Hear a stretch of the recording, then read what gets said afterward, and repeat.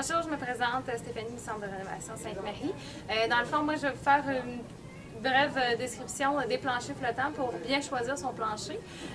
Dans le fond, dans le plancher flottant, ce que le monde aime moins, c'est que c'est des planchers qui ont comme caractéristique de plaquer avec les traces de pied quand on le regarde à l'horizon, dans le fond.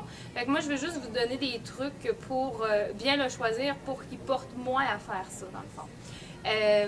Dans le fond, ce qui est l'idéal, c'est que dans les planchers flottants, vous avez des planchers qui sont beaucoup plus lisses, okay? Qui n'ont pas de texture. C'est comme si c'était plus ou moins un miroir, là, et c'était une surface qui était égale. Dans le fond, moi, ce que je vous conseille, c'est que de choisir un plancher qui est beaucoup plus texturé.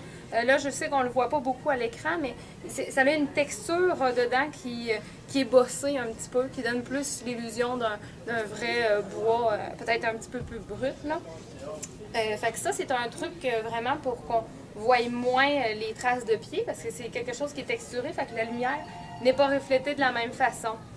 Ce qui est l'idéal aussi dans les planchers flottants, quand on vient choisir notre plancher flottant, c'est que dans le 8 mm, quand on choisit un 8 mm, la coupe est égale. Okay? Tandis que quand on vient choisir un 12 mm, la coupe est faite en V. Okay? Fait que ça donne l'illusion beaucoup plus réelle d'un plancher de bois franc. Fait que ça aussi, ça donne une illusion là, beaucoup plus réelle du plancher de bois. Puis, dans le fond, on a plein de choix de planchers, de couleurs et de variétés.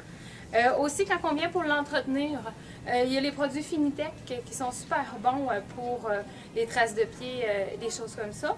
Fait que dans le fond, ça vient avec une petite bouteille de concentré.